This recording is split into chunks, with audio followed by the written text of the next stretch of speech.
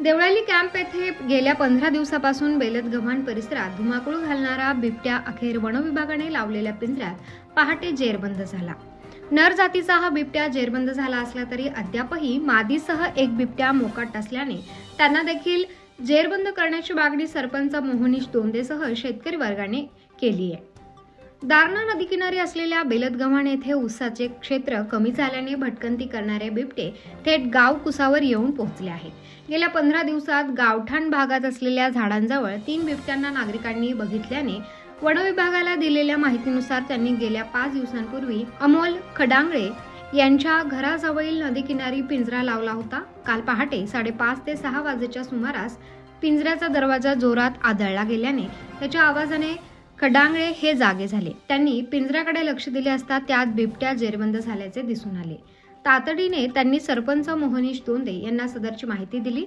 सरपंच यांनी वन अधिकारी अहिरराव विजयसिंग पाटील यांना फोनवरून बिबट्या जेरबंद झाल्याची माहिती कळवली असता वन विभागाने वनरक्षक विजय पाटील, पांडुरंग भांगरे, अंबादास जगताप, अशोक खानझोडे आदींची टीम घटनास्थळी पोहोचली। त्यांनी 7 वाजेच्या सुमारास पिंजरा ताब्यात घेऊन नाशिक येथील गंगापूर रोपवाटिकामध्ये ठेवण्यात आलेल्या बिबट्याला पाहण्यासाठी नागरिकांनी सकाळीच मोठी गर्दी केली होती।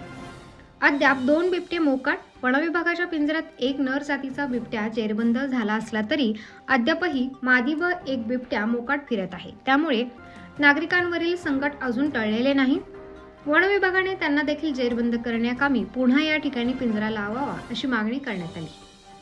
उत्तर महाराष्ट्र न्यूज नेटवर्कसाठी सुहास कांडेकर, देवळाली कॅम्प।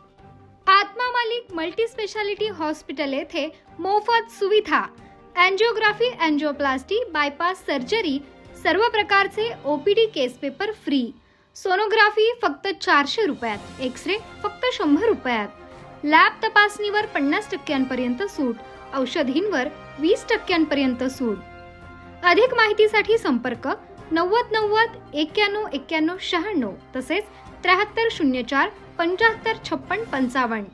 आमचा पत्ता Atma Malik multi speciality hospital, Kokamthan, Shirdi Kopargaon road, Samruddhi Mahamarg circle जवळ, कोपरगाव।